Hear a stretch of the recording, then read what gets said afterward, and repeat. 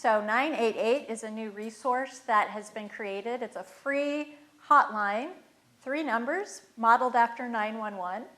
But it's taken a while for people to realize what this is, and it's for the whole spectrum of mental health. So it's not only for the peak of a crisis, it can be for anywhere along the way. And so when I do presentations with youth, I actually call 988.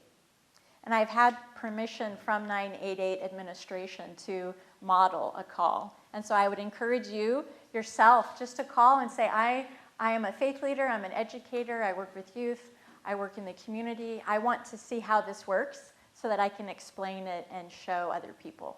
So I had a family member on New Year's Eve call 988. And this is a transgender young person. And again, New Year's Eve, the coming of 2024, and what's going to happen? Election. And so there are lots of people on edge. And if you're in a community of color, if you're an immigrant or refugee, if you're transgender, it is scary. And our young people, a lot of them are terrified. And so for my young person in my family who's trans, they left a note. And the adult woke up and this person was missing, and they found the note on New Year's Day. And tracking the phone found that the young person was in the ER. And so what happened was the young person wrote the note, they left in the middle of the night and called 988 because they were prepared and they knew that was a resource for them. And the 988 caller walked them through this relative lives near a hospital. They can walk to the hospital, so luckily walked to the ER and saved their life. So that's good. That's a good story, and I want you to know that 988 works, and it works for you. I mean, let's be real here. It'll work for me when I need to call, and it'll work for you and your community. The idea is that there would be local teams, so there'd be a number to call, 988, a person to talk to, and then a place to go, or a mobile crisis unit.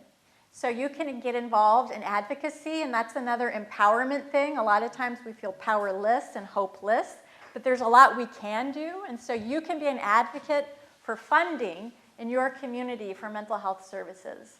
And I, in Indiana, have been an advocate at the State House, fully fund this 988, and it's up to states.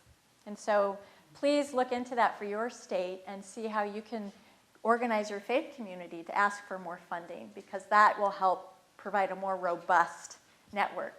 In Indianapolis, we have the Black Church Coalition, and they've worked with the mayor of Indianapolis to have special culturally sensitive training for this mobile crisis response, because 988 is not helpful if you're a person of color and you're just terrified that the people coming to help you are actually coming to harm you.